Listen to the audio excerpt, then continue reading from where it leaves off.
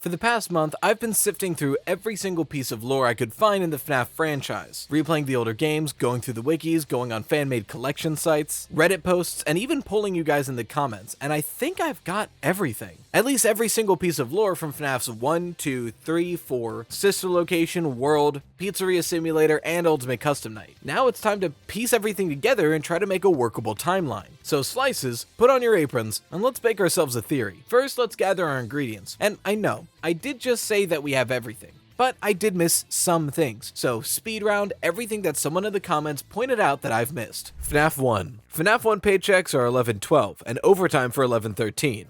Extra sauce. This is odd, but it's a good point, and a massive miscalculation by my end. But I think I made two wrongs to end up making a right, because the FNAF 2 paychecks are also dated November 12th, 1987, and we know for a fact that that's a Thursday. So if we continue with the idea that it's on a Thursday the 12th, we still get the same year math for FNAF 1. The 1987 Easter egg was added after the rumor that it existed. It wasn't in the original build. Alice. FNAF 1 posters can turn into a crying child. RexitX72. The FNAF 1 article says 2 go missing, then 3 more. Sokka. FNAF 2. Mangle is active during Save Them. The wizard must. The words "you can't" only appear when you encounter a purple guy. Me. JJ is in FNAF 2, in for Scorpion. There's an old location with a bad reputation, separate from Fredbear's in FNAF 2, F1EO. This implies that FNAF 2 doesn't take place in a rebuilt Fredbear's, but in fact a rebuilt Freddy's. FNAF 3. It's mentioned that Fazbear's is an ancient franchise, Stormcool. The specific roster of Phantom animatronics, Dakina Plus. It could be important as it implies the player has seen that specific roster of animatronics, so there they are. FNAF 4. Mangle's in the sister's room in the FNAF 4 cutscenes, The Wizard Must. A phone call from FNAF 1, the one that mentions the bite of 87, is played in reverse in FNAF 4, Asta Morales. We see Purple Guy putting a worker into a spring Bonnie suit, RexitX72. And oh my god, I forgot the box, Magnus0017. Essentially, there's a locked box that has to do with something about FNAF 4. We never really get confirmation on it, but it's such a huge piece of the lore that I totally forgot about. Sister Location. Ballora song, Water Dragon. She has a song. They're the lyrics. They're probably important. The plot of The Immortal and the Restless could be important. A baby that isn't the Immortal's man, but he keeps it and raises it anyway. Break your face. Good point. The code you punch in to activate the cameras in FNAF Sister Location is 1983, Tyrex367. There are blueprints that show the fun times kill kids, Fox McDraw. When Circus Baby is talking about the springlock suit from her old pizzeria, she says, "I don't think it was ever used, at least not in the way it was meant to be used." Lady Birkenstell92. Freddy Fazbear Pizzeria Simulator. Midnight Motorist's file name is Later That Night. Odyssey Central. This mound is not just a mound. Me calling it a grave was overstepping. Trekking Hollywood. Ultimate Custom Night. All the animatronics in Ultimate Custom Night say I, but Nightmare Fredbear says we, Kappa Fontaine. If you try to use a death coin on Golden Freddy, you get a unique Fredbear jump scare, AF Steak. So that's everything I missed, but I do feel like there's one more important thing to mention before we get too deep into it. Last week, Game Theory put out a video about the beginning of the timeline, and posited that Henry had his own pizza restaurant and so did William, and eventually they merged. I think he's right on most of this. I disagree with his interpretation of William's motivations to start killing, but I do think it's a good point that it's very likely that Fredbear, Spring Bonnie, the FNAF 1 animatronics, and the mediocre melodies were probably designed by Henry. It's something good to keep in mind. Although technically we just have to call him HRY223 because Henry's name is not in the games, but you know who I'm talking about. Alright, so now we have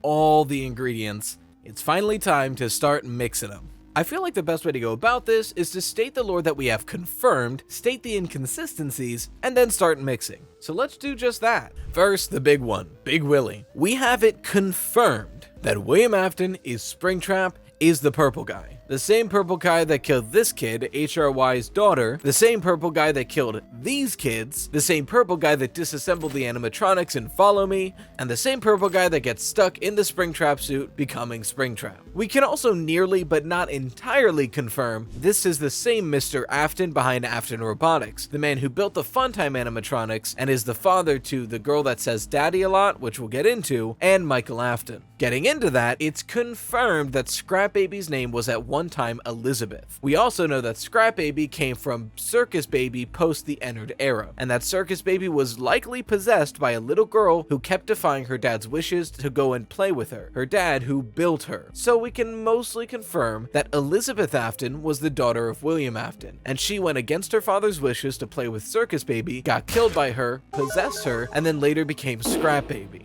As far as Michael goes, we have a lot less confirmed information. We know that he was the protagonist of Sister Location, and by that fact, he was scooped, possessed himself, and then swore his life to come after his father. Everything besides that is speculation, so we'll get there when we get there. We also know that HRY223 claims that his daughter was William's first victim, that he was old friends with William, and he is at least somewhat technologically gifted, as it's likely that he designed the Fredbear and Spring Bonnie suits, the FNAF 1 animatronics, the mediocre melodies, and pretty much any piece of technology created for FNAF 6. Fuck. I spilled water all over my desk. Well, damn it. This is not what I needed right now. It's like 11:30. As far as non-character information we know for near fact, we know that Phone Guy dies at least right before FNAF 1, which implies that FNAF 1 takes place after FNAF 2 and the recordings from FNAF 3, since Phone Guy is alive in those. We know that FNAF 2 is a grand reopening and takes place in 1987. We know that FNAF 3 takes place a while after FNAF 1, but before FNAF 6. And that FNAF 6 has to take place after Sister Location, since Scrap Baby and Scrap Trap are there. Also, Ultimate Custom Night seems to have to take place after FNAF 6, thanks to Orville's line about "he tried to release us." Now that we've established all the super concrete characters and information we have, we should probably go into another very important category, the contradictions. Somewhat frequently in FNAF, there exists two pieces of lore that pretty much directly contradict with one another. Whenever this happens, I generally just skew more towards the recent one, because it's very clear that Scott was kind of flying by the seat of his pants when writing this story, so often he would accidentally or on purpose retcon something, and because of that, going with the more recent lore is typically the right way to go. But regardless, the contradictions I've found are, in FNAF 2, Phone Guy states that Fredbear's Family Diner closed down years ago. It's also implied that the back rooms were not sealed up yet. However, in the FNAF 4 minigames, we see that Fredbear's is open while the toys are a well-known thing. There's actual toys made of the toy animatronics, while in a restaurant that looks just like Fredbear's is open, which would imply they were open at the same time. It's hard to tell. The only possibility would be that the FNAF 2 location was open at the same time as Fredbear's, but then Fredbear's closed down and FNAF 2 stayed open for at least a few years. But we know from the newspaper article that FNAF 2 was only open for a few short weeks, so this math doesn't add up. FNAF 4 has a rare audio where you hear a garbled version of the FNAF 1 phone call. This seems to imply that FNAF 4's gameplay is a nightmare being had by Michael Afton, or whoever the FNAF 1 pro tag is. We're not there yet. Regardless, FNAF Sister Location has the FNAF 4 house on a minimap with dots where the animatronics would come from, which implies that FNAF 4 actually happened. Contradiction. Finally, Circus Baby states that the Springlock suit we used in Sister Location was never used, at least not in the way it was intended to be. This implies one of two things, either of which is really complicated. Either she's implying that the Spring Bonnie suit was never actually used as it was intended to, which is a lie. We see people use it in the FNAF 4 minigames. Or she's implying that this is a new Springlock suit that we've never seen before, which is wild if true, and we have no idea what it would be of. Alright, so now we're theorizing. So let's start at the beginning. I feel pretty confident about game theory's interpretation of the very beginning of the franchise. Essentially, Henry and William have two competing pizza places, they merge together. William is a bit jealous of Henry, but they work together to form Fredbear's Family Diner. At this point, I want to veer off on my own path, so that's pretty much all I'll be borrowing from that video, because I think the idea that Henry designed Fredbear and Spring Bonnie is really helpful for what we'll get into. I think that after the success of Fredbear's, they'd likely opened a sister location, Freddy Fazbear's Pizza. I think this for two big reasons. First, in the FNAF 3 audio tapes that talk about proper usage for the Springlock suits, it mentions that they're recorded for a Freddy Fazbear's Pizza, not a Fredbear's Family Diner. And it also mentions that the Springlock suits are used here and at a sister location. So it makes the most sense that there was a Freddy Fazbear's Pizza and a Fredbear's Family Diner, because everything we've seen of this possible Fredbear's Family Diner looks like it just has Fredbear, Spring Bonnie, and maybe a couple other extra background characters, whereas Freddy Fazbear's Pizza has, the usual, Freddy, Bonnie, Chica, Foxy. And I don't think that this could be the FNAF 2 location, mainly because, like I mentioned, it's only open for a few weeks, and while we play FNAF 2, the phone guy mentions that there was some yellow suit in the back. He should know it's a Springlock suit, and if they're still in regular use, he should address it as such, not some yellow suit. So, Fredbear's Family Diner and Freddy Fazbear's Pizza were open around the same time during the late 70s, early 80s. It was at this time that the Springlock suits were designed, the main brain behind them being HRY223, or HRY. William, meanwhile, was operating these places in a lab that he built underneath his house. See the connection to the Fredbear's Family Diner-esque location in the FNAF sister location Fuse map. Note that there's no fun times yet, but he did already build this private room for a few reasons. 1, to power the animatronics at Fredbear's when they're on stage, and 2, to keep an eye on his youngest son, the Crying Child. I think it makes the most sense for the Crying Child to be William's son because we see this Fredbear plushie with the walkie-talkie. So we know that someone was probably talking to the Crying Child through a Fredbear plush in the FNAF 4 minigames, and this walkie-talkie leads me to believe that it's William. That, along with the cameras, it just makes the most sense. But then, what did the Crying Child see? Why was he so afraid of the animatronics? I think that he saw William putting on a springlock suit to one of the workers, and that started a pet fear. And then William, knowing that the springlock suits are quite dangerous, just reminds him to not get too close to them frequently. Although it does backfire and the Crying Child gets really afraid of the animatronics, but still, I think William's heart was in the right place there. And like at this point in the timeline, they're dysfunctional, but I do think the Aftons are a generally happy family. Elizabeth, the Crying Child, and Michael, with William and the unnamed mother all living at this house. This is the key here. I think the inciting incident for the entire series was when the Crying Child's head was put into the mouth of the Fredbear animatronic, clamping down, nearly killing him instantly. I say nearly because he seems to be alive in a coma-like state for some time, according to the FNAF 4 hospital things and the fact that he can hear his brother apologizing and his father promising to put him back together again. Why do I think it's his father? It's the same text color as the Fredbear plush, and we already assumed that the father is speaking through that Fredbear plush. This all being the bite of 83. Now, how do we know it's the bite of 1983? 2 reasons. The TV screen in FNAF 4 does show 1983, and while that could just be when the show itself came out, not what's going on right now, it's important to note that the code punched into the wall to get the cameras and sister location is 1983, doubling down that this is an important date that has to do with the Crying Child. Furthermore, if the FNAF 2 location is open during 87, it would make the most sense for this to happen before the FNAF 2 location for reasons we're about to get into.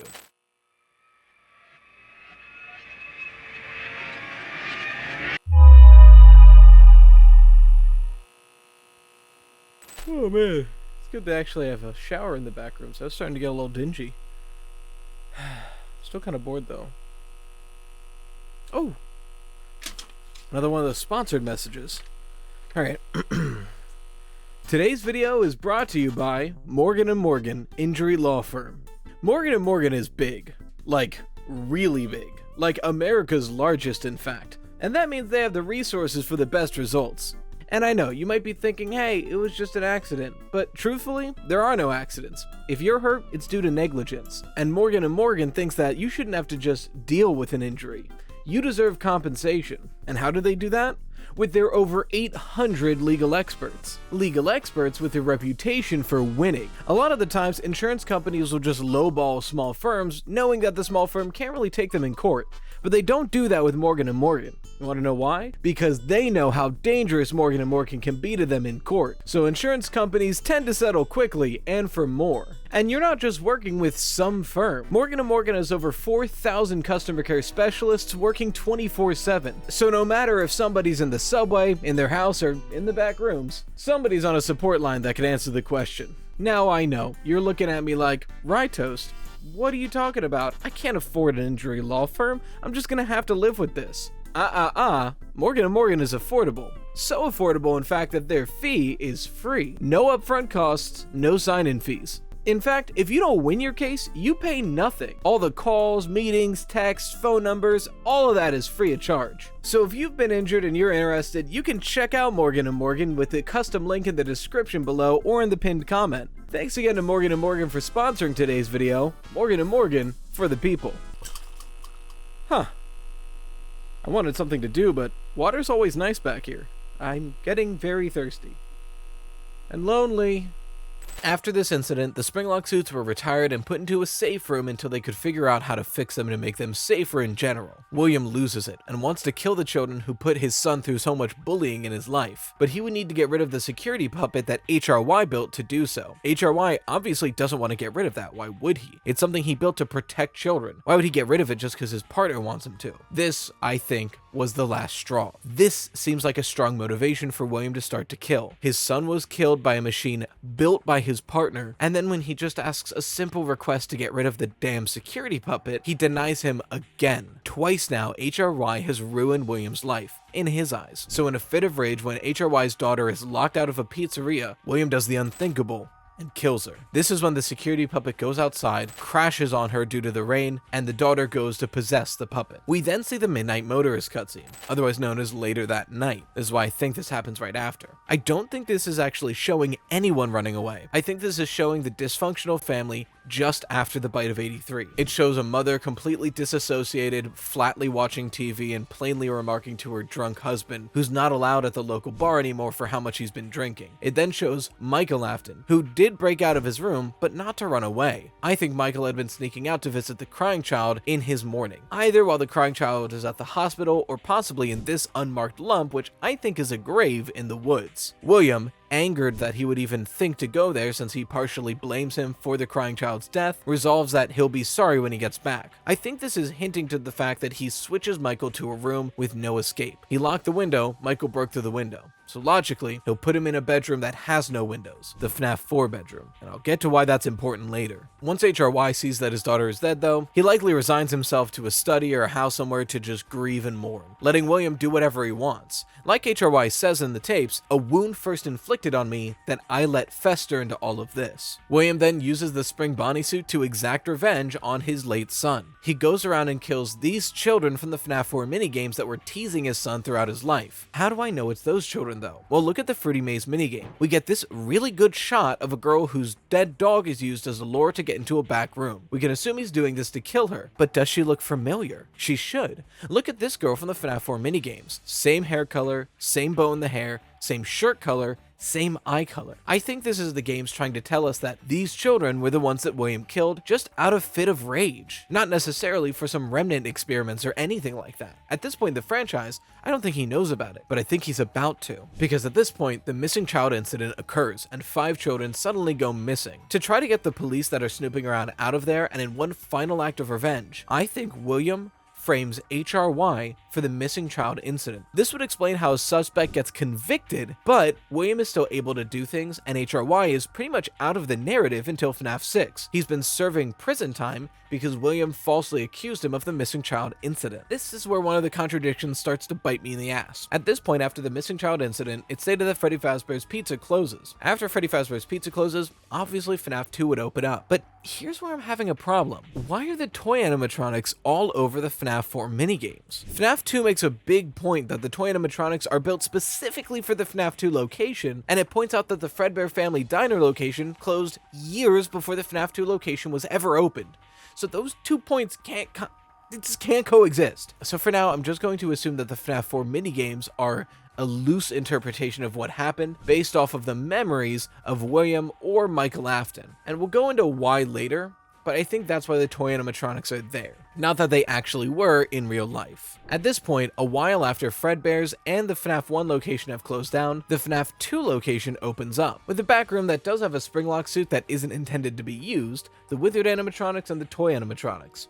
After a few short weeks, what some fans refer to as the DCI, or the Dead Child Incident, then occurs. Essentially, the Save Them minigame shows a restaurant with bodies scattered all over it, not even in animatronic suits. Obviously, this wouldn't be a missing child incident, it would be a dead child incident, and I think it's what eventually shuts down the FNAF 2 location. However, it's interesting to note that the FNAF 3 tapes show us that there was a time where all back rooms were sealed off for good, leaving everything that was in them permanently. I think this would have happened in the FNAF 2 location, because it's noted that somebody used a yellow suit in the back rooms, and those back rooms wouldn't be available if they have been already sealed. So I think the DCI is what caused that eventual sealing of the back room. Also, for the record, I think the toy animatronics are partially possessed. I went a little bit out of order here, so let's step back to when FNAF 2 opens. I think at this point is when Give Gifts Give Life occurs, and the puppet takes the lost souls from the Freddy Fazbear's Pizza and places them into the withered suits. Those parts are then used for the toy animatronics, which is why they start acting up as well. William starts to notice this. He starts to see these suits twitching in odd ways, wondering if possession is possible, and if so, perhaps he can bring back his son. He wants to get more souls to see if he can do anything. So, in a fit of desperation, he ends up killing 5 children at the FNAF 2 location. While it does make the suits go haywire, it doesn't give him any tangible results. He needs something more precise. So he takes a step back after the FNAF 2 location closes, takes some of the scraps from the toy animatronics, and he does the best he can into making a better solution. He creates the Funtime animatronics, and he opens Circus Baby Pizza World in the closed FNAF 2 location. I think this is when Circus Baby Pizza World would have opened, because Hand Unit says, after the meteoric success and subsequent closing of the Freddy Fazbear's Pizza location, which fits the bill for a FNAF 2 location that was only open for a few short weeks. Then we know what happens. They're open for one day, Elizabeth gets killed by Circus Baby, they close back down, and the Funtimes get thrown in the bunker to be experimented on. This is a big blow to William. He wanted the Funtimes to kill children, sure, but not his own children. But he does discover Remnant, because this is when he invents the Scooper, which was explicitly designed to inject Remnant. We're not really sure what Remnant is yet, but we do know the more souls in something, the more Remnant it has. It's affected by heat, and it can be injected into things. Now, at this point, I've got something a little controversial. I think FNAF 4 was a dream.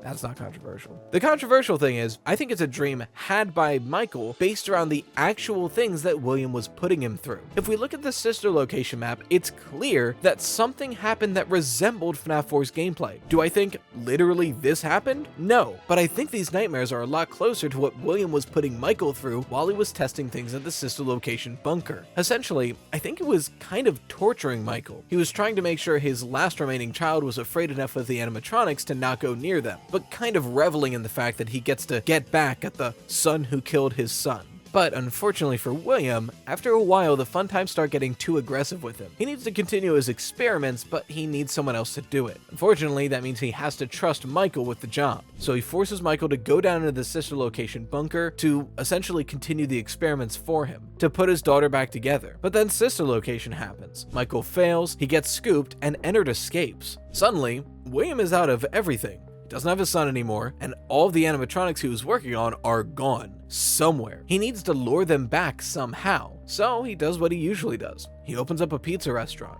This is when FNAF 1 opens, and I think this explains why it's so run down. William doesn't care about running a good pizza restaurant. He just needs to lure Ennard back, so he's keeping it on a shoestring budget. It's dirty, it's unclean, people don't want to go there. It just needs to be open enough with Freddy animatronics and some child stuff to hopefully lure back Ennard. But it doesn't work. The FNAF 1 location never lures Ennard back into it. It does appear to lure the marionette and Michael. This is too much for William. He closes it down and waits for all of them to get out of there. Then, once it's closed down, he goes in to disassemble the FNAF 1 animatronics, get as much remnant as he can, and then pretty much skedaddle and try a new plan. But then we see the Follow Me minigames. After he disassembles the FNAF 1 animatronics, they corner him into the Springlock suit, and he dies in the back room, becoming Springtrap. And at this point, we have a bit of a time skip. We fast forward to FNAF 3. Michael, still trying to find his father, goes to a new attraction that opens up about the Fazbear franchise, and then those people uncover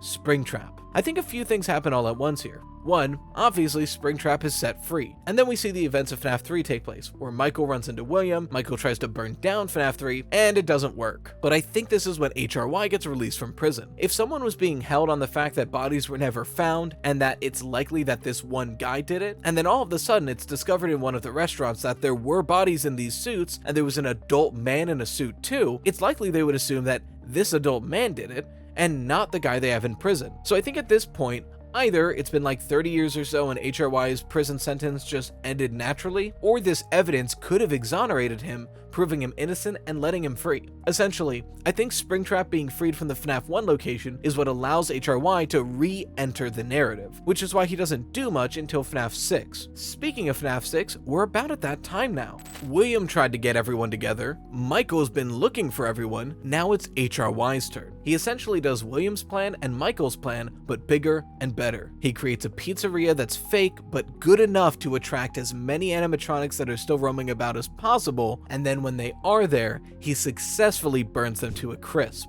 So FNAF 6 takes place as we see it. Here comes probably the most controversial part of this entire timeline that I've been cooking up. I've been thinking about FNAF World and Ultimate Custom Night a lot, and they seem somewhat linked, but the way they're linked is, I think, where people are gonna disagree with me, but just hold out for a second. I know the common theory with Ultimate Custom Night is it's being run by Cassidy, the Vengeful Spirit, but keep in mind for this timeline, I'm trying to just use the games, so we never get the name Cassidy or the mention of a Vengeful Spirit outside of Ultimate Custom Night. And it's clear that Ultimate Custom Night is run by someone. It's run by the one you should not have killed, a he. We're never quite sure who that is, especially because the only voice we hear that isn't directly linked to an animatronic is the Vengeful Spirit, which is a fairly androgynous child, but someone who keeps saying that he tried to burn us, but I will keep you here. I will never let you leave. I will burn you forever. Who could that be? It's not the crying child. He's too soft, essentially. It's not Elizabeth. She would want William to succeed. It's not HRY's daughter. She's more of a shepherd of lost souls. But let's look into her for a second.